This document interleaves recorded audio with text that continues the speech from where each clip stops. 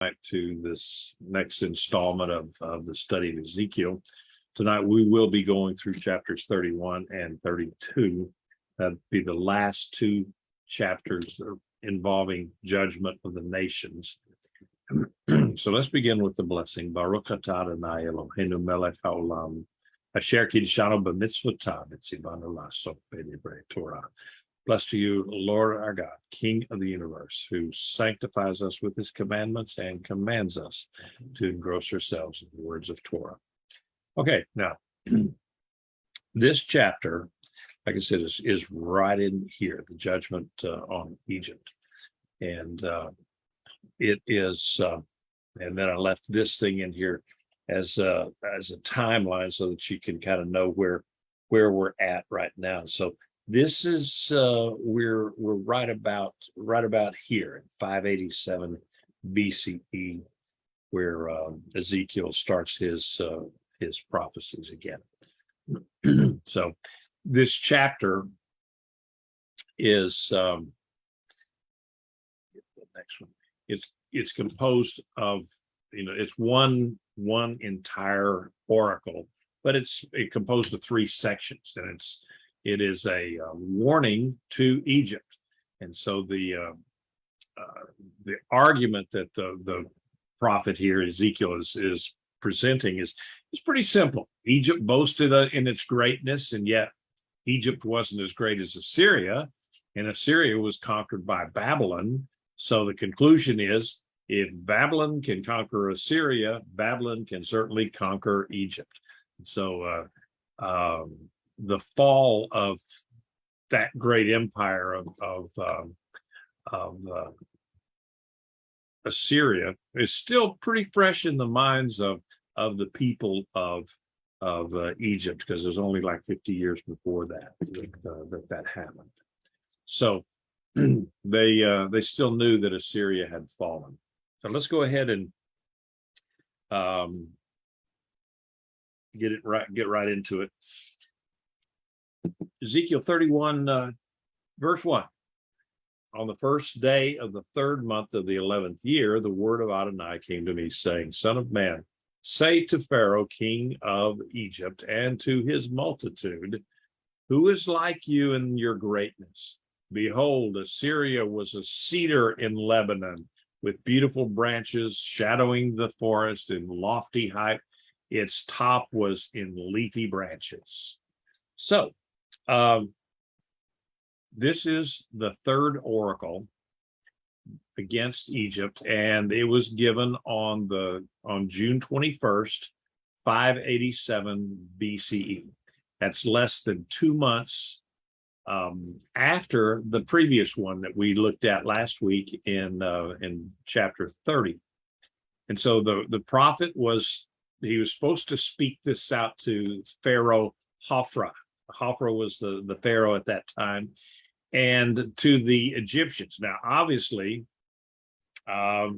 Ezekiel is stuck over there in Babylon, so he's not going to be able to speak directly to Pharaoh Hophra, but he's supposed to speak publicly as though he were addressing Hophra and the Egyptians in person.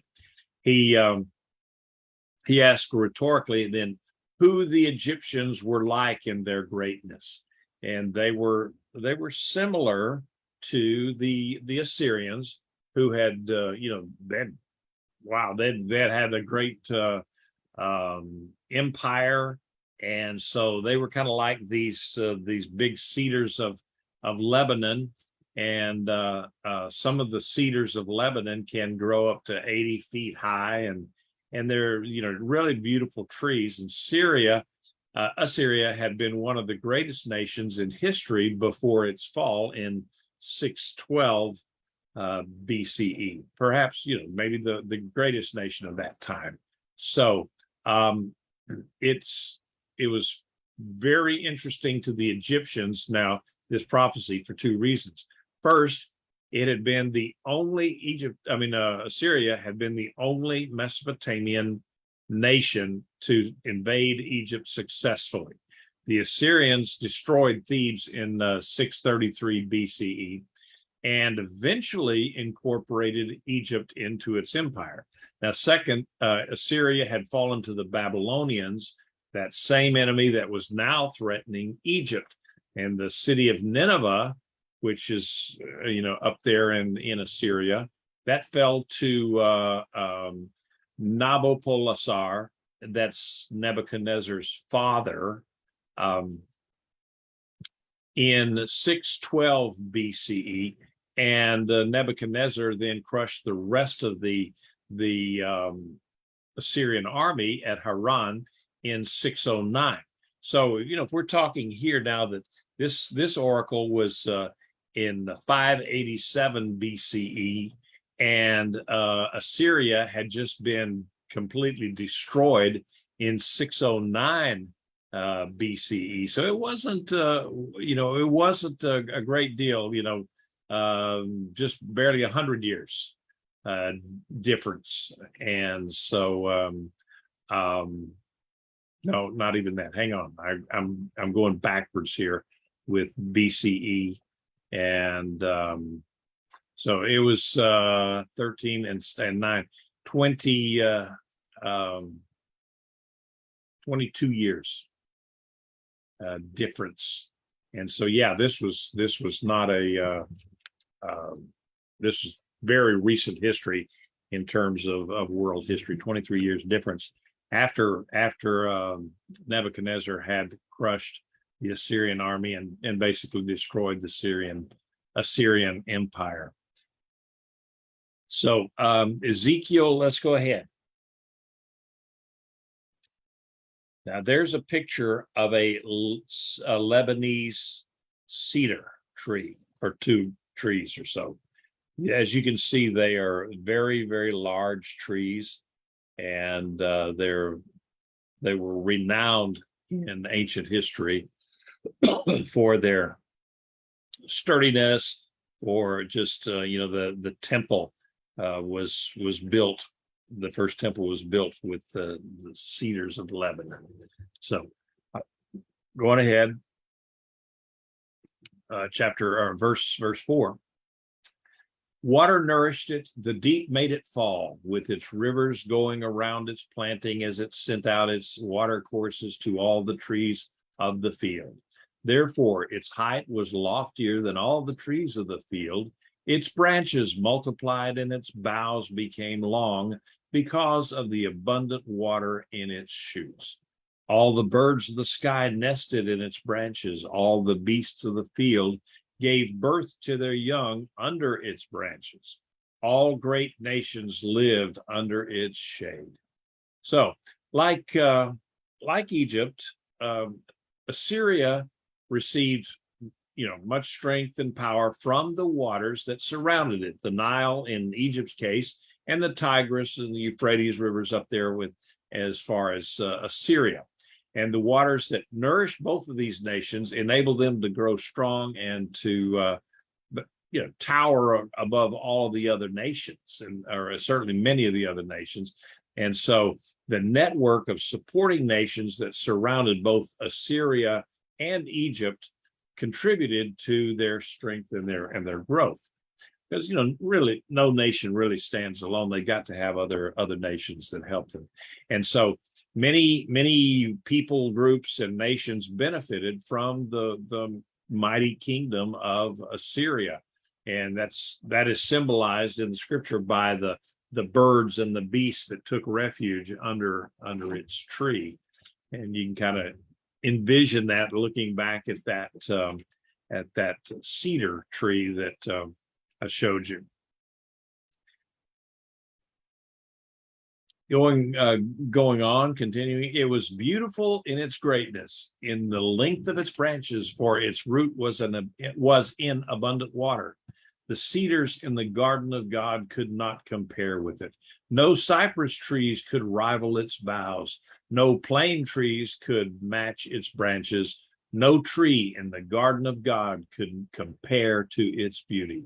I made it beautiful with its many limbs. All the trees of Eden in God's garden envied it. All right, so this verse here is just full of metaphor. I mean, it's a little hyperbolic in a way, but hyperbole, but it's also a metaphor. And Assyria was a beautiful and graceful, it was beautiful, it was graceful because of the waters that sustained it. They had to have water. The water is a precious commodity, and it was solely a gift of God's grace. And no tree in God's garden of nations there could compare with it. The other kingdoms, they were jealous of Assyria, and which was the preeminent in God's Eden-like collection of nations. He just compared all the nations to a garden or an orchard with all of these trees. And so in the case of Tyre, remember back in chapter 28, the imagery there that it's applied to the Assyrian king. It's taken from Eden, peculiarly appropriate, as Eden was watered by rivers that afterwards watered Assyria. So that's showing. I mean, that is predicated on the idea that Eden, the original Eden, was up in the Tigris Euphrates fertile crescent there. People say that that's where it actually began. Of course, others say that it was actually in Israel. But anyway, that's how this poetic verse here plays out. So, therefore, thus says Adonai Elohim, because you were exalted in height, its top set up among leafy branches, its heart haughty in its height, I gave it into the hand of a ruler of nations who clearly, hang on, let me turn this off. I'm sorry. I gave it to the hand of a ruler of nations who surely dealt with it. I drove it out as befits its wickedness.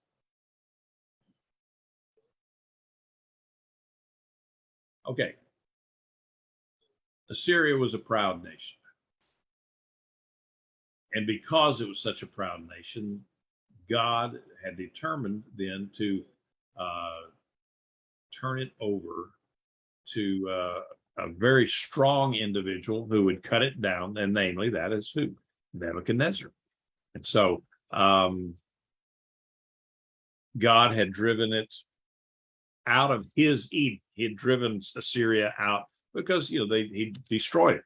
He had driven out Adam and Eve out of their Eden, and now because of their pride, because of their sin, and he was doing the same thing against Assyria. The ruthless barbarians from the nations cut it down. They cast it down on the mountains. Let's get to chapter 12. Ruthless barbarians from the nations cut it down. They cast it down on the mountains, and in all the valleys its branches fell. Its branches have laid broken in all the stream beds of the land. All the people of the earth have come out from its shade and abandoned it.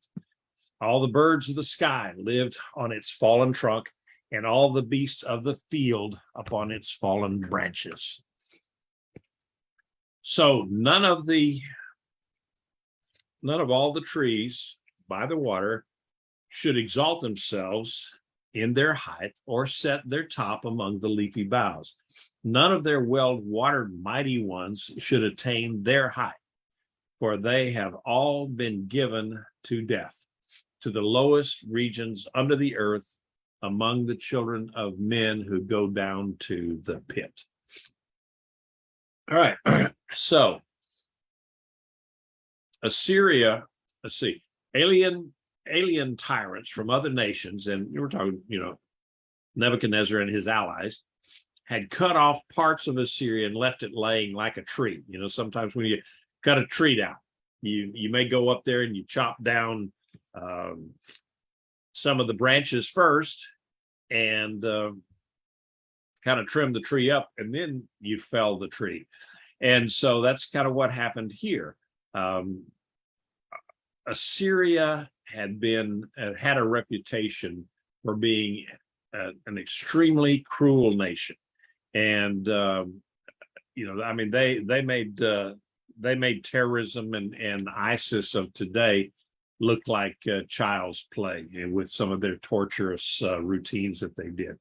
And so that's why they were so successful in their conquest, is because they were so cruel. People knew that, okay, I'm going to, we'll just surrender, and maybe our punishment won't be as bad as if we try to win and we lose, and then we'll be just tortured to death. Carmen. Is Assyria the same as Syria?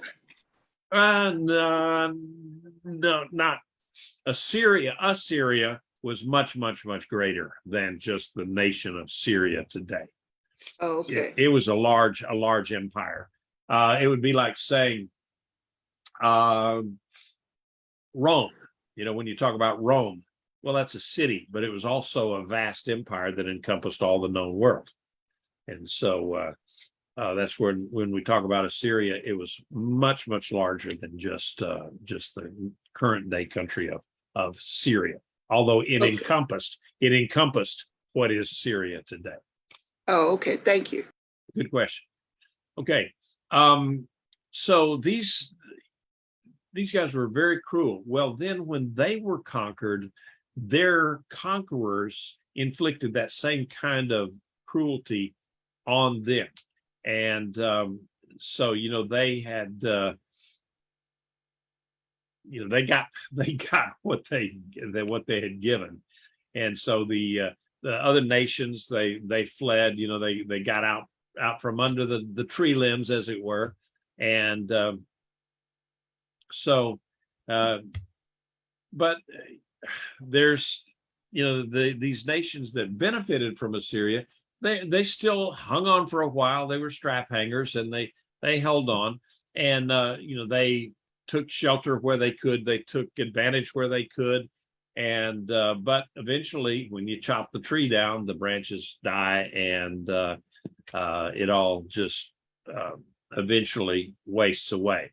So let's go ahead, and it says that Assyria really would never regain that height or that power that they had.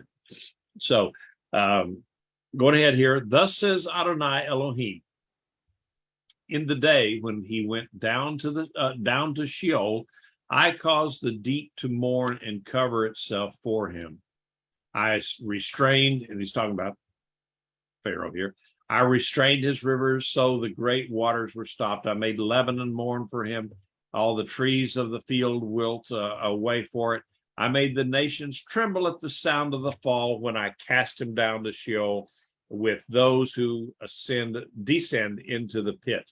All the well-watered trees of Eden, the choice and the best of Lebanon, were comforted in the lowest parts of the earth. Now, again, a lot of this stuff, it's poetic in form.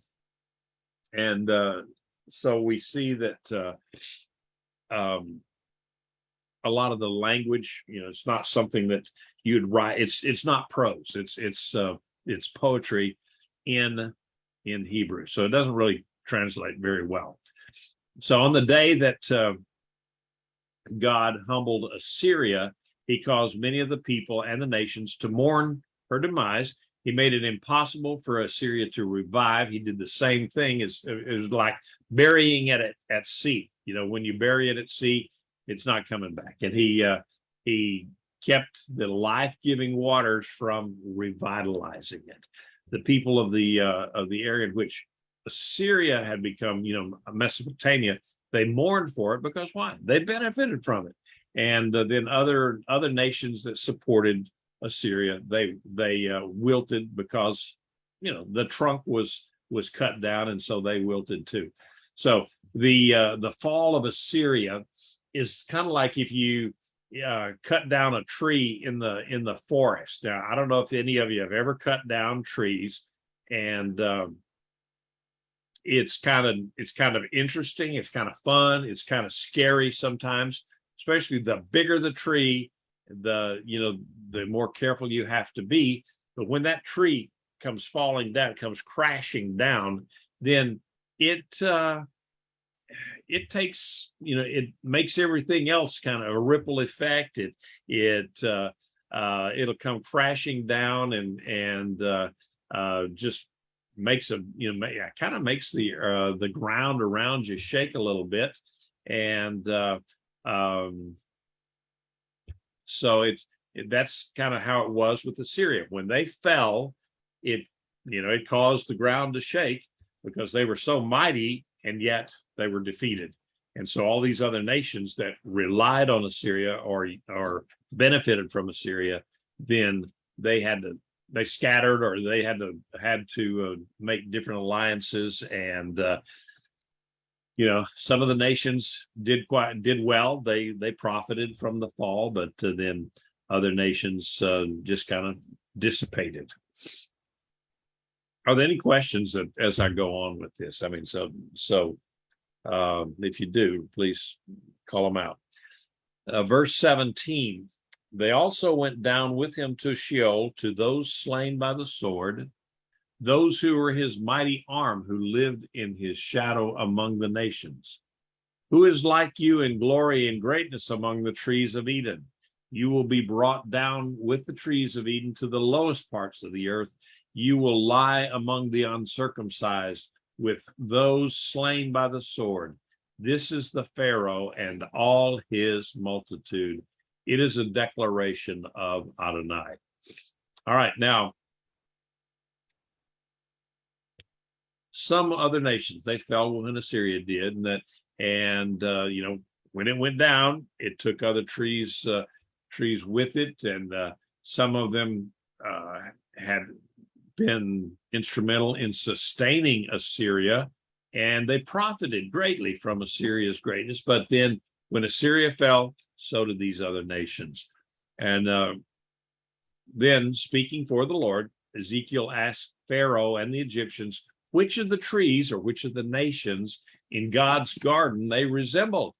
The obvious answer to it was Egypt was like Assyria in its greatness and its pride, and they have thought of themselves as Assyria's equal, which they weren't. But regardless, God would cut down Egypt just like he had cut down Assyria. And the people would die among the uncircumcised like barbarians. Okay. Now, this is okay for us in today's modern world. We may not understand all that, but this was a horrible, terrible fate for the people who regarded a proper burial as preparation for life beyond the grave, as the Egyptians did. The Egyptians practiced a form of circumcision, but the Babylonians did not. So the Egyptians also despised foreigners. They would die by the sword in war. And this would be the fate of Pharaoh and the Egyptians that the sovereign God had promised them. If Assyria could not escape God's judgment, then how could Egypt? Now, the story of the cedar then looks at a lot of familiar themes that occur in prophecies against the many nations. And first of all, God hates pride because it leads people and nations to ruin. And second, the mighty fall just like the weak do. And what do we say, that the bigger they are, the harder they fall?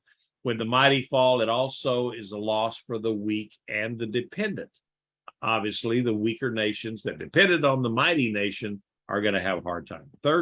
Thirdly, the fall of the tree was a reminder of the mortality of human beings and individual accountability to God. So the tree references were very it's a very good picture. So now we get to chapter 32. We're about on time here. and we're going to look at the 6th and the 7th oracles concerning Egypt, but they are lamentations over the fall of Pharaoh and over the destruction of his imperial power. So let's go ahead. On the first day of the 12th month of the 12th year, the word of Adonai came to me, saying, Son of man, lift up a lament for Pharaoh, king of Egypt, and say to him, you compare yourself to a young lion of the nations, but you are a crocodile in the waters. You thrash about in your river and muddy the water with your feet and foul their streams. So that's a heck of a way for God to speak to somebody who says, yeah, you think of yourself as a mighty lion, but you're nothing but just an old nasty crocodile. And so this is the first of 2 messages that Ezekiel received from the Lord concerning Egypt. And it was on the 3rd of March, 585 BCE.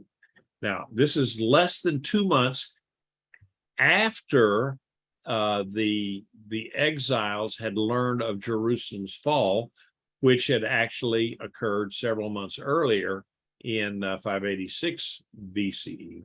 The Egyptians had heard about Jerusalem's destruction, and this oracle assures both the Jewish exiles, because remember, there were a bunch of Jewish people that went down to Egypt to run away from the Babylonians, and I think they drug Jeremiah with them, and so this is a reminder that to Egypt and all the exiles that had gone down to Egypt, that it didn't do any good to run down there to hide, because Babylon was going to come down there too, and so they were going to be brought down. And so certainly the destruction of Jerusalem was not going to be a source of comfort for the Egyptians. You remember some of the other nations, God destroyed them because they stood up, and when Jerusalem fell, they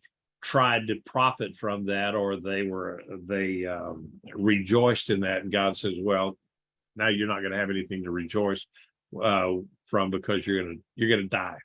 You're going to be under judgment. So Ezekiel was supposed to utter a lamentation over Pharaoh. In the other oracles of judgment against the foreign nations that are recorded in the book of Ezekiel, lament typically follows the announcement of judgment. And the same is true here with these oracles against Egypt.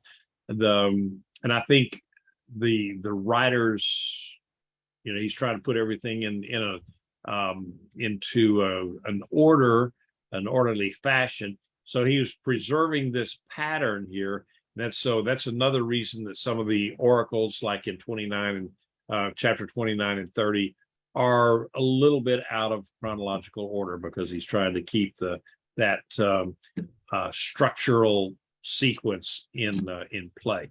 So Pharaoh Hophra had compared himself to a young lion, but he was more like that the mythical sea creature, the Leviathan. The Egyptian Sphinx has a body of a lion and the head of a pharaoh. In fact, there's some statues that they call it the Hophra Sphinx, and the monster in view here seems more like a crocodile than anything else. And he would, he'd come crashing out of the Nile and chasing whatever he's going to chase. And when he goes, of course, how crocodiles and alligators do. They muddy the waters as they thrash about. And so this symbolized Pharaoh's disturbing influence on the international scene. I mean, the guy was a troublemaker, and he complicated God's dealings with other nations, especially Judah and Babylon, getting mixed up where he had no business getting mixed up. Here's a statue of the Hophra, the Pharaoh of Egypt, and see, and of course I can make a joke here and say that's what happens when you stick your nose in somebody else's business there. So Going ahead. Thus says Adonai Elohim, I will throw my net over you with a host of many peoples. They will haul you up in my net. I will leave you on the land. I will hurl you on an open field. I will cause all the birds of the sky to settle upon you. I will gorge the beasts of the whole earth with you. I will strew your flesh on the mountains and fill the valleys with your refuse. I will drench the land with the flow of your blood up to the hills. The ravines will be full of you. All right, so God announced that he was going to cast his net over Pharaoh, and using a large group of people or people groups to to affect this. And so in the Babylonian account of creation, their god there, they're called the Enuma Elish, that's the god Marduk, captured this chaos monster, the crocodile, and he was called Tiamat, and captured him in a net and killed him. So God may have wanted the Jewish exiles in Babylon to see a parallel between what Ezekiel predicted and what the Babylonians believed. You know, that here he's predicting something that's going to happen to Egypt, and that just fit right in with some of the mythology that was present in Babylon, in which then the Jews there, the Israelites there, would have known about that that mythology. So and so fulfillment of this prophecy would demonstrate God's sovereignty. The Babylonians would take Pharaoh captive, and then the Egyptians would go into captivity. They were dispersed. And so since the Egyptians considered the crocodile and the Nile and many other things as manifestations of their gods, so this announcement meant that God would humble Egypt's gods as well as defeat her. So God would set Pharaoh down in a open field and just leave him out to dry. And he would be out of his element, so he couldn't survive. Birds and beasts would devour him. And so these animals of prey would carry his flesh and blood to distant mountains and fill the valleys and ravines with pieces of his carcass, it says. And so this is a picture of the dispersion of the Egyptians from their land. That's kind of gross and it's very graphic, but I think you got the point across. And the thought of these verses is very simple, in that the fall of Pharaoh would bring destruction upon the whole of the land of Egypt, and that many of the nations would derive advantage from that. They were the vultures, as it were, and they were going to get a meal out of this. And so actually Hophra did not die in battle when he was, when the country was captured and so forth. Then some of his own people, one of his generals, strangled him, and then named himself the Pharaoh. And I don't remember the name of the general. So going ahead, when I extinguish you, I will cover the sky and darken the stars. I will cover the sun with cloud, and the moon will not give her light. I will darken all of heaven's bright lights over you and set darkness on your land. It is a declaration of Adonai. I will disturb the hearts of many people when I bring about your destruction from among the nations into the lands you have not known. I will make many people appalled at you. Their kings will be totally aghast at you when I brandish my sword over you. They will shudder every moment, every man for his own life in the day of your downfall. All right, so at the time when God did this, he said he would darken the skies over Egypt so that the light of the sun, the moon, the stars wouldn't shine on the land of Egypt. Now, this kind of recalls, you remember the plague of darkness that that God put over Egypt right before the Exodus. And so here he is again. He would humiliate the gods that the Egyptians credited with bringing light and providing life. So and of course, if you look at this here now, this is about 900 years after the Exodus. So of course, nobody in Egypt would have remembered all of that stuff about the Exodus. They would have just had to have read it in the hieroglyphics. So the overthrow of Egypt was kind of a prelude, or maybe a forecast to the destruction of the world rule in the last days, possibly.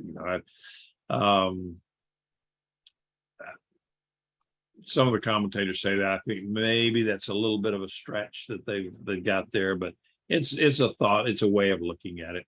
So a lot of the people of that area, would be upset when they see the destruction and the dispersion of the Egyptians. Remember, a lot of these nations were intertwined with trade, just like we are today, and said the other kings would tremble for their own safety when they saw what God had done to Egypt.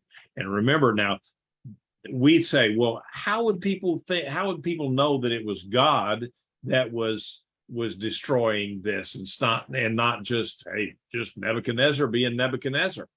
You remember that each nation had their own deity or deities, and so if someone came along and conquered you, then that must mean that their God was bigger than your God. And so here in this case with Egypt, then people would look and say, wow, what God did that? And of course, it's being prophesied by a Jewish prophet. It gets around. Oh, that's the God of Abraham, Isaac, and Jacob, the Jewish God that's doing that. So says, for thus says Adonai Elohim, the sword of the king of Babylon will come upon you. By the swords of the mighty, I will cause your multitude to fall. They are all ruthless among the nations. They will devastate the pride of Egypt. All of its multitude will be annihilated. I will destroy all the beasts from beside plentiful water. No human foot will muddy them again, nor will hooves of beast muddy them. Then I will make their waters settle and make their streams flow like oil. It is a declaration of Adonai. What does he mean by make it flow like oil? Well, it's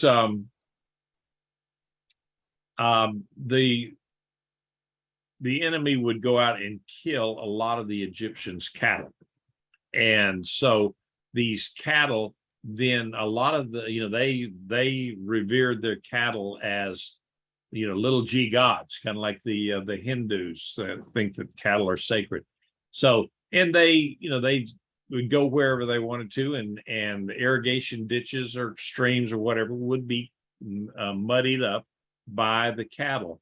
If you've ever been around stock tanks out here in Texas, the cows get out in that stuff, and they wander around, and it stirs up the mud in the tank.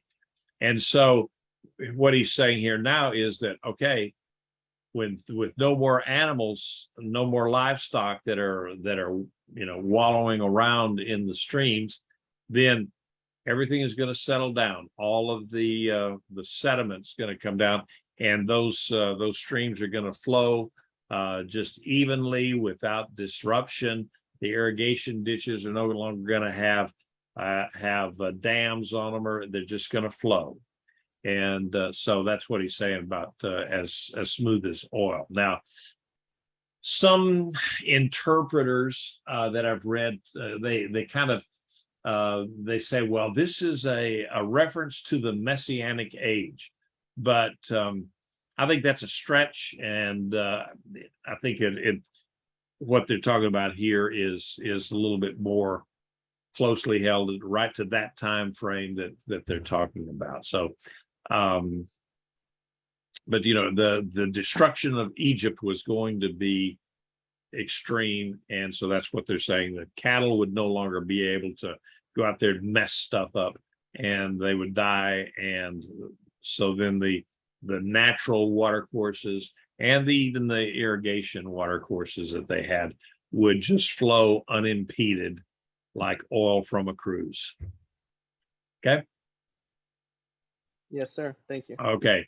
And so also in biblical and in Jewish tradition, the motif of streams running with oil, that normally speaks of some kind of a paradise, a peace, prosperity, or something like. And so the land of Egypt was no longer going to be messed up with people and animals. It was going to revert back into a more wilder state, a more primal state, and it would more resemble a garden from earlier years before man had gone in there and developed it. Remember, so much of Egypt at that point had been developed into, all these monuments to the pharaohs and everything. Well, God was taking care of that. He was just wiping out the people. And so it was going to grow up again. And let's face it, even today, we're still finding things in Egypt that have been covered over. And, the sands of time have covered these things over. And so that was one, that's one way to look at that oil, the streams running with oil. So it's not that they're going to be oil in the streams. No, not really. It's a metaphor. It says, when I make the land of Egypt desolate and waste when it was previously full, when I strike all that live there, they will know that I am Adonai. This is the funeral song. Chant it, daughters of the nations. Chant for Egypt. All her multitude will chant it. It is a declaration of Adonai. So when God brought this devastation on the land of Egypt and the people, they would know that it was God. He would, remember the plagues, that some of these things are just like the plagues 900 years earlier in the Exodus. He was going to humble the gods of Egypt and show his power, demonstrate his sovereignty over their little g gods, just like he did back in Exodus. And so other people in the world then would chant this lamentation when God punished Egypt. Like it's kind of like hiring wailing women that they did at the funerals, the professional mourners.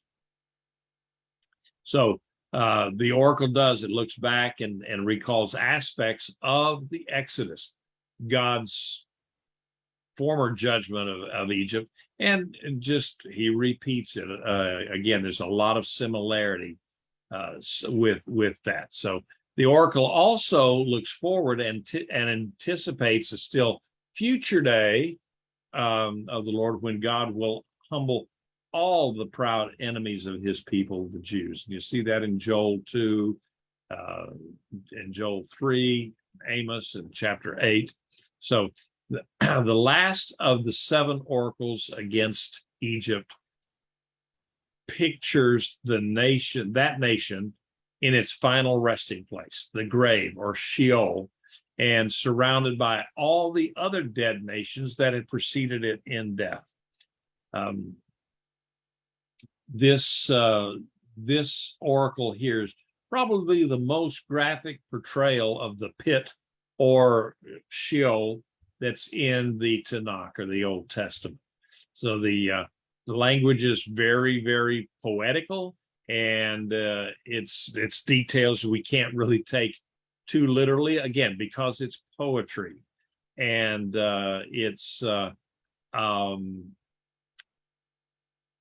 this is not something that's written here that I don't believe that you could take and run with and create doctrine on, just based on these words. But it kind of shows you a little bit about the mindset of the people that lived in that day and what they thought about the underworld and the life after death. You know, is there a life after death, and what is that like? So,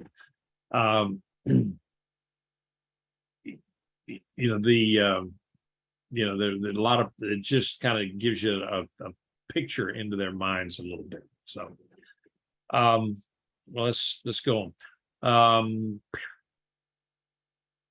On the 15th day of the month in the 12th year, the word of Adonai came to me, saying, Son of man, wail over Egypt's throng. Bring them down, her and her daughters of lofty nations, to the underworld, to those who go down to the pit. Who do you surpass in beauty? Go down, lie with the uncircumcised. So apparently, Ezekiel, and he delivered this oracle 2 weeks after he had done the first one. So this is on 18 March 585 BCE. The poetry, the meter, and so forth of this song is a little different than the other ones, but it's a distinction without a difference. It really didn't make any difference. There's not a great deal of difference, and I don't think it's significant, but they are a little bit different. The wording and the meter of the Hebrew here is different than the other oracles, but the other funeral dirges, but I don't think it's significant. Or if it is significant, it's over my head. So Ezekiel was to wail for Egypt, and the other nations would fall, and the other peoples that are going to be falling with her. So it's again, going back to that picture of people who mourn when someone dies. And so you can kind of get that same picture of people around an open grave, and the bodies being put in there, and then especially in the Middle Eastern cultures where they do a lot of wailing and that sort of thing. So even though Egypt really had been unsurpassed in their beauty as a nation, there's a lot of beautiful things there in Egypt. She was going to lie in the grave right alongside the most ordinary and the barbarian dead nations. This jewel of a nation that thought of themselves so highly then was going to be right there laying, skin to skin, body to body, right with the what they call the uncircumcised, the barbarians, the ones who were not as sophisticated as Egypt was.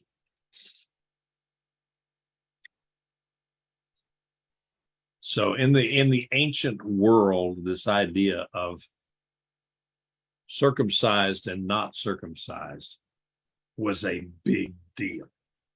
And so it carried over, even into New Testament times, where Paul had to remind people, it says, circumcision profits you nothing.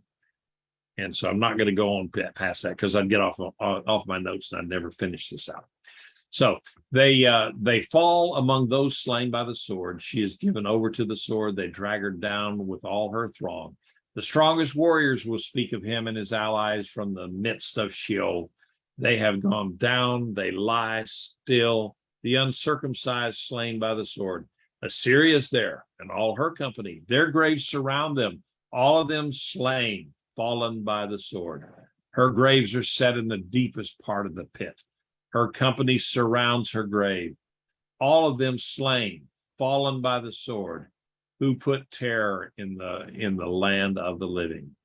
So Egypt would die as a victim of war, and all our people would be scattered all over the place.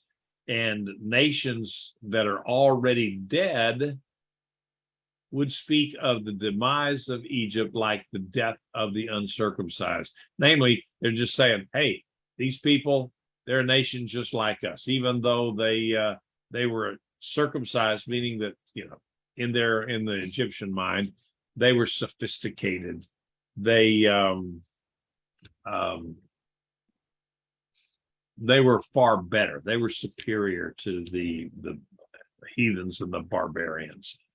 And so now these people in Sheol, in Gehenna, whatever word you're going to use for that, would look at Egypt and said, they're just like us. And so Assyria and her allies were already in the grave. They perished in war, you know, long before. And even though the Assyrians during their day, they struck terror in the hearts of everyone in that day, they're dead now. They're gone. They're, you know, and they in those Assyrians in their grave looked at Egypt and said, even you're dead too, huh? And so there is, like I said, the idea of the Egyptians, that they could not be properly buried, embalmed, and all that, and also they were going to be lying with uncircumcised people. That just, to them, that's just plain nasty, you know. And so that was an ultimate insult to them. It says there is Elam and all her multitudes surrounding her grave, all of them slain, fallen by the sword, who went down uncircumcised into the underworld, who caused terror in the land of the living. They bear their disgrace with all those who go down to the pit. They have made her a bed among the slain with all her throng. Her graves about them, all of them uncircumcised, slain, fallen by the sword, though they cause terror in the land of the living. So they bear their disgrace with those who go down to the pit. They are laid among the slain. So the Elamites, where was Elam? Okay, if you look at the little map that I've got here for you, it is now, of course, it would be part of Iran, and this was a pretty important area. They had Elam had quite an empire. They were wealthy and they did well at their time, and so this was 1200. This was probably a couple of hundred years before the Exodus, and you'll see Susa there. Beautiful, beautiful ancient city, one of the most ancient cities that still survives in the world. And so here is the some surviving architecture from those days.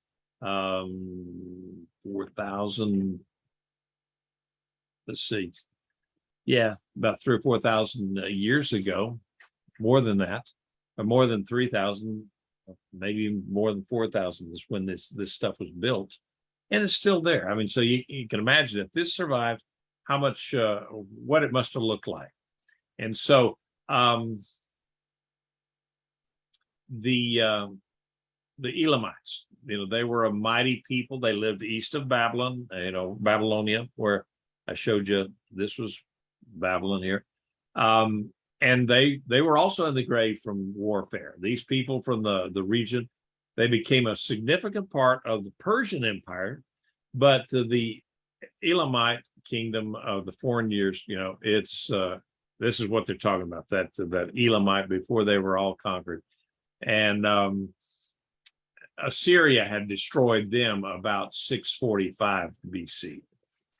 So neither the Assyrians nor the Elamites practiced circumcision. So they were, in the eyes of the Egyptians, they were barbarians.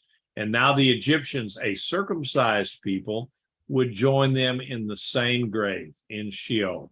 And so the end of Egypt would be no different than or any better than any of the other nations, even though they considered themselves superior to the uncircumcised nations of the world. Now, compare and contrast this with, say, some of the Viking Nordic legends of their warriors, where they end up in Valhalla, and so maybe the Egyptians thought that they would end up in whatever. I don't know a word in Egyptian that, their good afterlife place. Miami, I don't know. And but that's not what God said. No, they're all going into the grave. They're all just going to go into the pit. And so Egypt would share their fate with the barbarians, nasty old barbarians. So Meshach Tubal is there, and all her throng, her graves around them, all of them uncircumcised, slain by the sword, though they spread their terror in the land of the living. They do not lie with the mighty, the fallen from among the uncircumcised who went down to Sheol with all their weapons of war. They put their swords under their heads. Their iniquities rest on their bones because of the terror of the mighty ones was in the land of the living. You also will be shattered and lie among the uncircumcised with those who are slain by the sword. All right, so the nation of Meshach and Tubal. If you look at this is kind of like modern day Turkey here, okay? And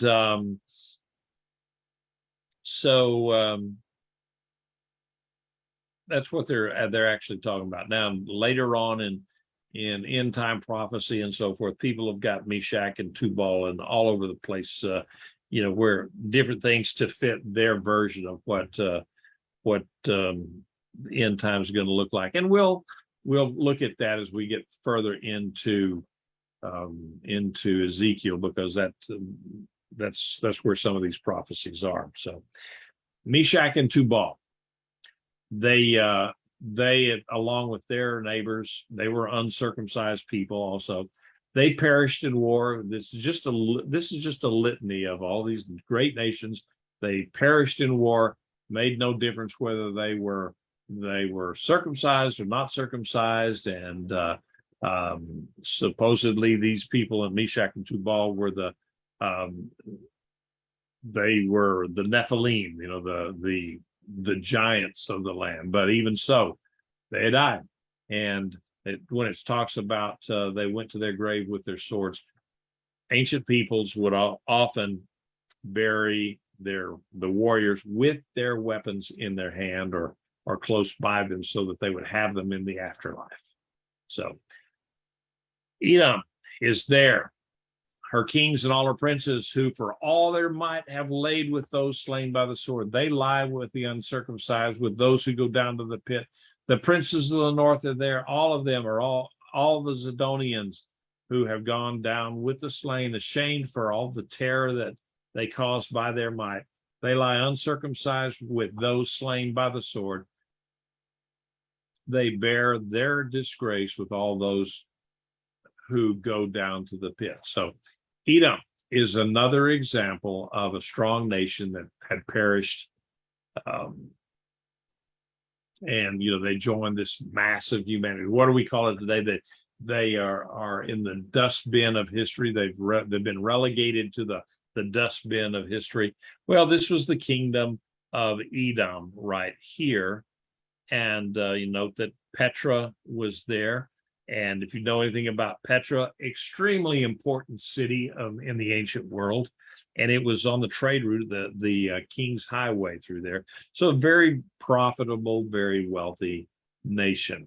So, but guess what? They all died.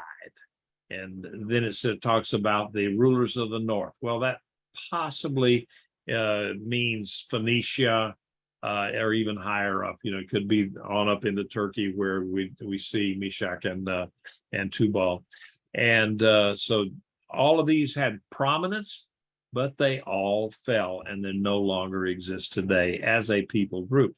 So basically at the end of it, all people, the circumcised and the uncircumcised, meaning the sophisticated ones or the unsophisticated barbarians, they all end up in the same place because they cause terror on the earth, and so they end up in Sheol. Now, one last thing that I had